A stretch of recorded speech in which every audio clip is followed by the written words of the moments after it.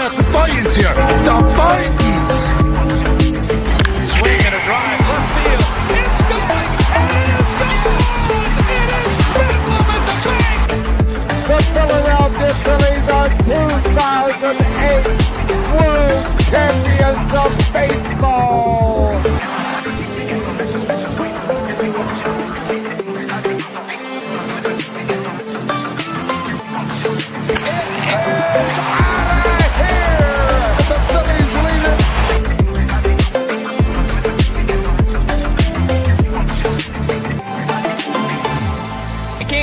Podcast right here. You already know. Go fucking subscribe.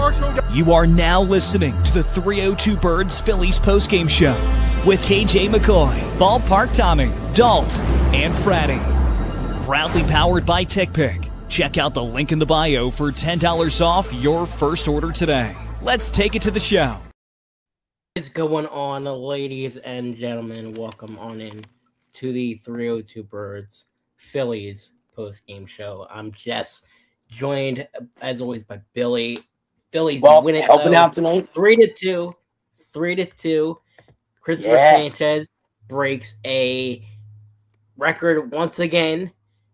A streak of 50 2/3 scoreless innings, the longest in franchise history, and the fifth longest single season streak since 1893, when the mound was moved to its current distance. What a performance in the month of May for Christopher Sanchez. Billy, welcome on in, my friend. Yes. Big win. Big win, yeah. This was a big win. I didn't see much of the game, but I will say great win for it all. Another 1-run game. I definitely think that we need to continue doing that, but just keep getting more runs. Yeah. I mean, you had a couple tonight. You had Schwarber, the June Schwarber, if you will. I am a firm believer in the June Schwarber effect. In fact, I'm probably going to get in the 302 Birds fantasy baseball chat tonight and ask whoever has Kyle Schwarber to give me him. I don't care what it takes, but I'm absolutely going to bring him into the fold because June Schwarber is absolutely outstanding. He hits home runs like it's nobody's business. And I cannot wait, Billy, to see what June Schwarber has in store this year. Yeah. What you got? I think that Kyle, he's doing his thing. I think that he's got to keep doing it. And if he can be consistent, Kyle, I think he might have a shot to break the record. Right, Allenberger. Would love to see it be done. You think he breaks 50? What was it? 58? Is that right? I think he can break 58. Yes. Yeah. That was my magic number, not to interrupt you guys, was 59. 59 home runs for Super Bowl 59. And last year, I think he finished at what? Was it 58 he finished at? What? I think so. I remember he was like within 1 or 2. If he could break 60 at this age, and like there is no father time. I mean, eventually there will be. There's one for everybody. But he is reminding me of like how Tom Brady was in the NFL when he got towards the end of his career, where it's like, will this guy just retire already? How is he still doing this? How is he still this good at this? I feel like that's the way a lot of players around the MLB are probably looking at Schwarber. Like, how the hell is this guy still doing this? This is nuts. At this age, how is he this locked in? How is he still at the top of his game? But that's June Kyle. Somebody go to Wawa and get him a hoagie or some kind of drink because this man, he's balling. He absolutely is, Dalt. And I mean, this is what you need for this lineup to do any damage. I know me and Billy were talking about it last night, but this team, I mean, I love what they're doing. They are winning in spite of the offense going cold, and I mean these pitchers, they are carrying the load. Christopher Sanchez obviously doing incredible things. Wheeler doing incredible things off of a surgery that not many people would come back from and have success. Nola, another guy that has turned his season around. But the Phillies right now, they haven't really hit the long ball. But in spite of that, they have one of the best records in the MLB since Don Mattingly took over. But you need to hit the home run some night. You need to hit the home run some nights. And Schwarber does that.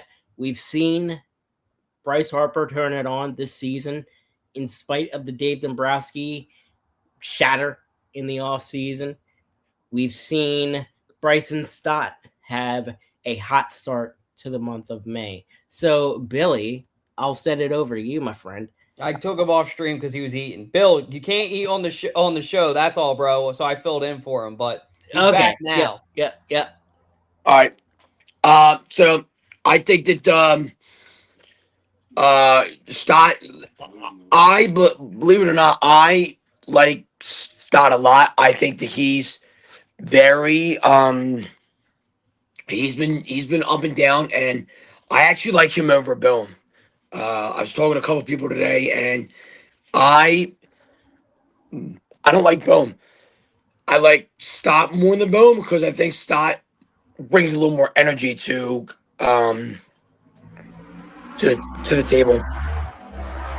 Yeah, I like Stott. Stott's fun. I mean, he's a fun player to watch. I feel like this Phillies team is going to be fun to watch throughout June.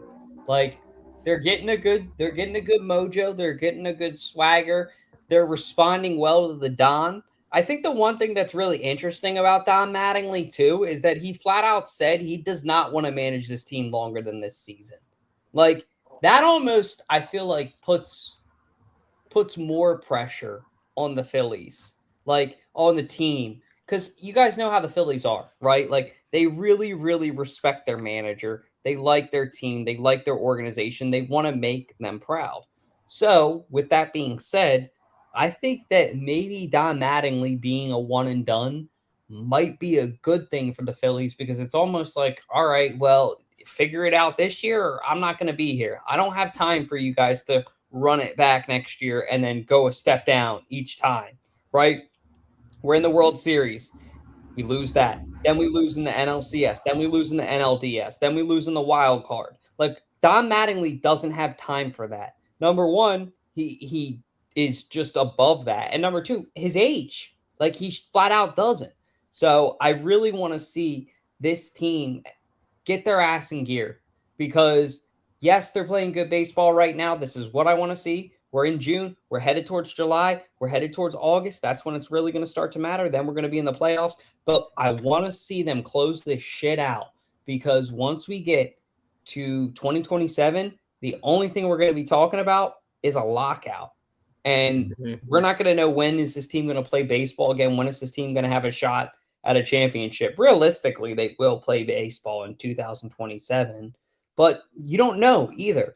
So with this team, with how much we've invested as fans, I know Billy's watched this team a ton. I know Jesse's watched this team a ton.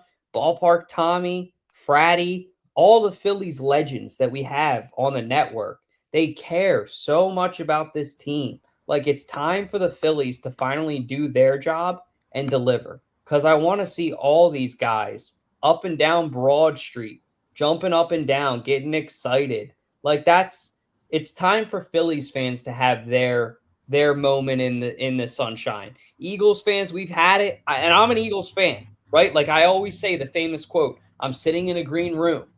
But I am now saying I'm ready for the Phillies. I want Red October. I want to experience it again and see what that was like, because 2022 was amazing. It was. Billy, do you agree with Dalt? I disagree on the fact that I think Don Mattingly will sign a contract extension for the Phillies.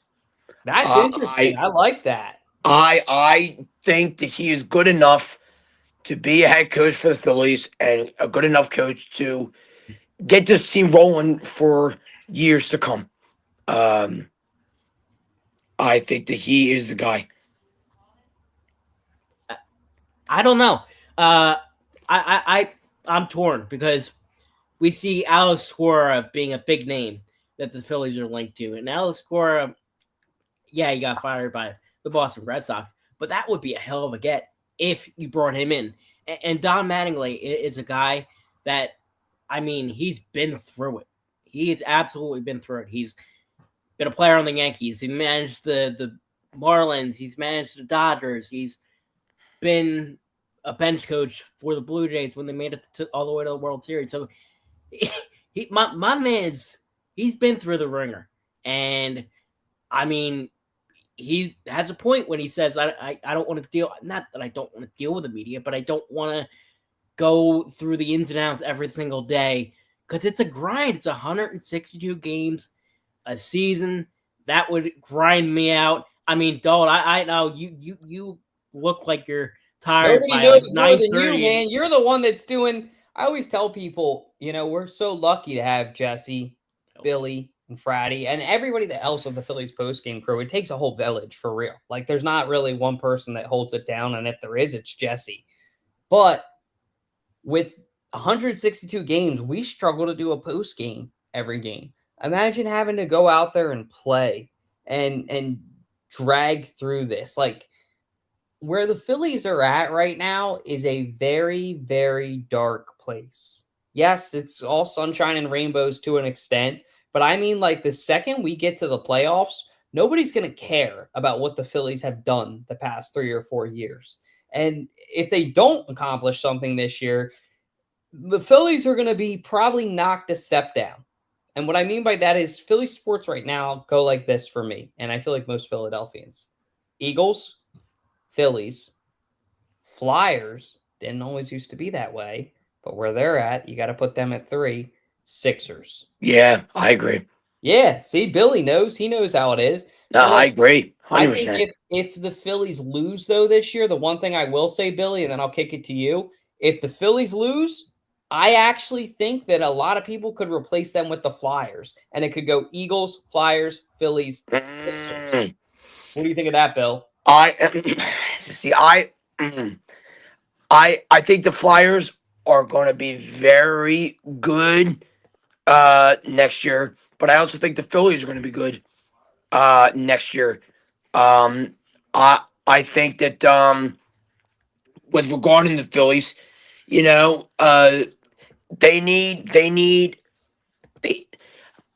they lost, and I was talking to Jesse about this last night on the post game, and I said, why is it that we have rookies like Crawford and whoever playing small ball, and we have all these vets hitting home run ball and not playing small ball? I just want to figure out an answer for that. Yeah. Well, Dalt, to answer your question about where, the Phillies are going to rank, not just next year, but in years going forward. Well, first, 2027, there's a lot of uncertainty with the lockout, all that jazz. But, and I hate to do it to KJ. KJ, I love you, man. You're the basketball guy of the group. But the Sixers are irrelevant. They will always be irrelevant. Don't worry, he won't be mad at it. He'll tell you more than anybody. He would say, Jesse, I don't take any offense to it. That team sucks. I could see him saying it right now. It's the truth. They really are. So Sixers, they are 5th for all time. Then, honestly, I could see a world, number, 3? I could see a world where the Phillies are number 3, especially if this lockout drags on. Because I think there's no doubt that we are getting a lockout next year. To me, the bridge is it's too far a gap.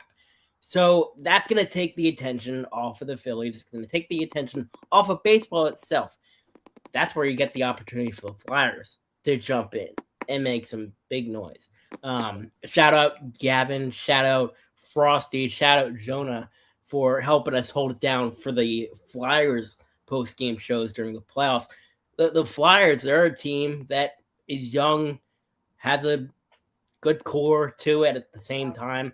The Phillies don't have that right now. The Phillies, they have an aging core. They have a lot of guys in their prime right now, for sure. But they're on the back end of their prime. So a lot of it also hinges on what they do this year, which is why the Phillies and Billy's brought this to the table night in, night out on the postgame show. The main reason why the Phillies need to get a bat. But there's that. But then, obviously, yes, the Eagles. I think there's no doubt that the Eagles have won. The Eagles are one all time. The rivalries that we get from Eagles fans and Cowboys fans and the memes, the culture, it's always there. It's always been there. It always will be there. But the Eagles reign supreme. But the Phillies absolutely have the opportunity to get in that second spot. If they win a World Series this year, they can do it. They absolutely can. They have the core to do it. They have Bryce Harper. They have Christopher Sanchez having a historic year. Zach Wheeler having a fantastic year. Aaron Nola having a fantastic year. A number one prospect in Andrew Painter having a great couple of starts. You have a lineup that has Trey Turner that he's making $300 million. Stott had a great start to the month of May. You have Adolis Garcia, the Phillies' new right fielder, a guy that had a nice double today. You have Justin Crawford in that 9 spot that can give you the speed, give you the contact. You've got I could go on and on, but I'm not going to because I want to give Billy a chance. But the Phillies have the opportunity to keep the Sixers and Flyers at bay here. Billy, what do you think? Do you think the Phillies? I actually have a question for Dalt. I have a question for Dalt. So, do you think it was worth signing JT for 3 years? Because I am on the spectacle saying, you know what? A buddy of mine, I was a bowling today, and a buddy of mine said we should have signed him for 1 year, not 2 to 3. Because you think about it, JT is old. He's in his prime 30s, and I don't think 3 years is worth for JT. I don't think it's worth 3 years for JT. Yeah, I think I agree with you too, Bill. I'm old. I'm getting up there, and I wouldn't sign myself to a 3-year deal. Right. So, right. Like I love JT. I mean, off the field, we all love JT Realmuto. Right. He's the nicest guy in the world. He's a hard worker, but Father Time catches up with everybody at some point, and I think we're starting to see that with JT. You make a good point that a 1-year deal, Billy, would have been, I think, way more cautious, ideal, smart from the Phillies. Yes. But that's the Dave Dombrowski special, unfortunately. Really good question. I'm actually going to hop off because, like I said a second ago, I'm old. I'm getting not in my 30s yet, but I'm getting close. So I'm going to go to sleep soon. But I just wanted to hop on here, support 2 of the best in the game, 2 of the biggest Phillies fans I know, and Jesse and Billy holding it down. But I'll pose the same question to Jesse before I head out. What do you think of that? Same question that Billy just asked me, Jess. Yeah, I feel like the Phillies botched this offseason in a lot of ways. And I think that JT was definitely one of those mistakes. JT Realmuto is getting up there in age, and you've 100% seen the offensive decline. Yes, he absolutely hit a home run today. But to tell you that I had the biggest stroke on planet Earth when I saw that ball get out, it's not something that you see out of the guy anymore. It's just Right. not. And in 2021 and 22, those were his prime years. Those were absolutely his prime years. And right now, he does not have it. He's hitting 223 with a Yeah. 620 OPS. That is not a good offensive output, especially when you have other catchers in this league, like the big dumper, like Cal Raleigh, like Francisco Alvarez, like Liam Hicks. Liam Hicks, I mean, at one point, I don't know if he still is, but he was hit at one point near 300. So there are these catchers that are getting on, and it just sets up the bottom of the lineup in guys like Justin Crawford. Crawford, yes, he's hitting 230 right now, but when he was hitting near 270, that gave him the opportunity to drive in JT. And JT doesn't have the wheels either. He used to be one of the fastest catchers in the league. He doesn't have that. The pitch framing isn't there. The stealing, the catching guy stealing isn't there. So, especially after losing out on Bo Bichette, a $45 million deal is a loss. It is a bad move. And it doesn't help when you have bad backup catchers. Marchand can't hit for a lick. Garrett Stubbs, don't even get me started about Garrett Stubbs, baby. I could go, and I'm not going to do this because we're 20 minutes in, but boy, you could just tell me, rant about Garrett Stubbs for an hour, and I could. The guy is not a good catcher. Hasn't been a good catcher for a while now. And him being your backup, it's disgusting. The Phillies needed to get a catcher during the offseason, and they felt there were catchers on the market. There absolutely was. Don't tell me there wasn't. There absolutely was. He stinks, and the Phillies are worse off for Billy. What do you think? The one thing that I will say is that JT, I love the guy, don't get me wrong, but I do agree that we should have grabbed a catcher in the offseason, and we should have gotten somebody to replace Marchand or Stubbs. I like Stubbs. I think Stubbs is good. But if we would have got somebody to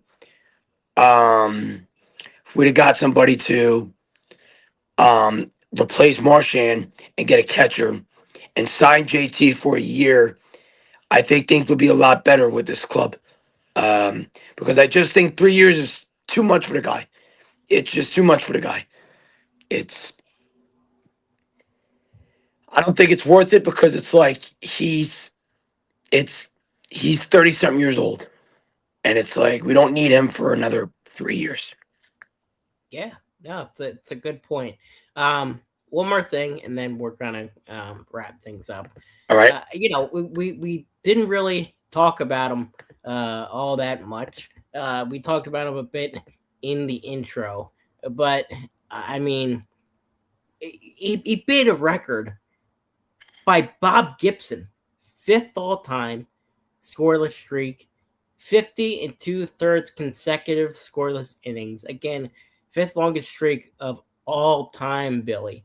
And I mean, with the All-Star game coming up, do you think that Christopher Sanchez needs to be, not should be, needs to be the starting pitcher for the National League in the All-Star game? Yes, 100%. The way he's playing now shows you, and clearly shows you, he needs to start in the home run derby or whatever it is, the All-Star game.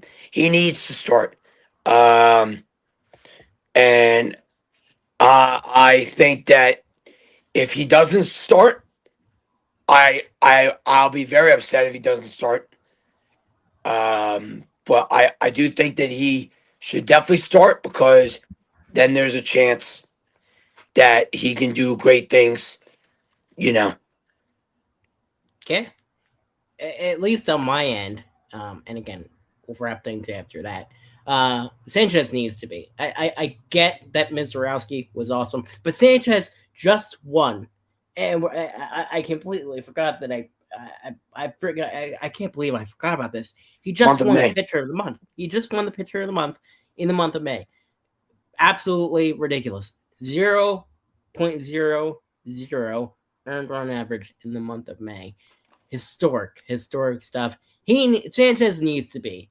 Yes. Absolutely needs to be the NL starting pitcher in the All-Star game. That's in Philly, by the way. People forget about that. It's in Philly. So the hot hand needs to go to the Philly guy. I also think that Johan Duran, after this run that we've seen from him, deserves to be the starting closer in the National League. Bryce Harper should be a reserve first baseman. I think that Brandon Marsh has earned his spot in the All-Star game. Kyle Schwarber should be in the home run derby. And that is my list for who should represent the Phillies in the All-Star game. Billy, I think we talked about this before, but who do you think the Phillies should have in the All-Star game?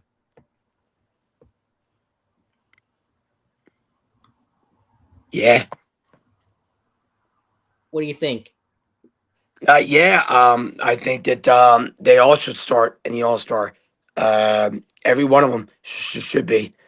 If they don't, then Alex Bohm All-Star at GDI. I think they all should start. They all should start. I think that they need to start because of the production that they're giving. They should start and really see what they're made of in the All-Star. Yeah, they definitely should be led by the Slim Dominican.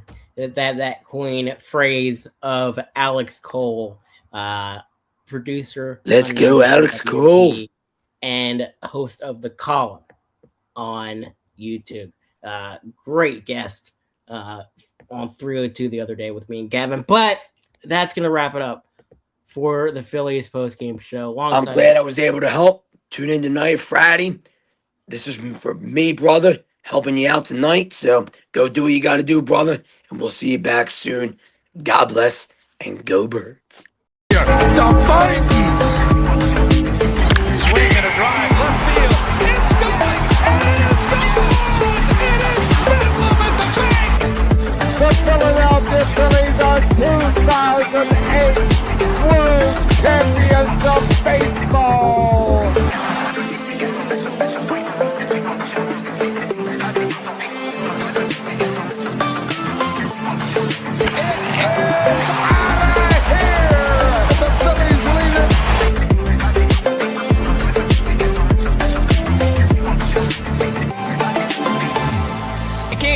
Podcast right here. You already know. Go fucking subscribe. You are now listening to the 302 Birds Phillies postgame show with KJ McCoy, Ballpark Tommy, Dalt, and Fratty. Proudly powered by TickPick. Check out the link in the bio for $10 off your first order today.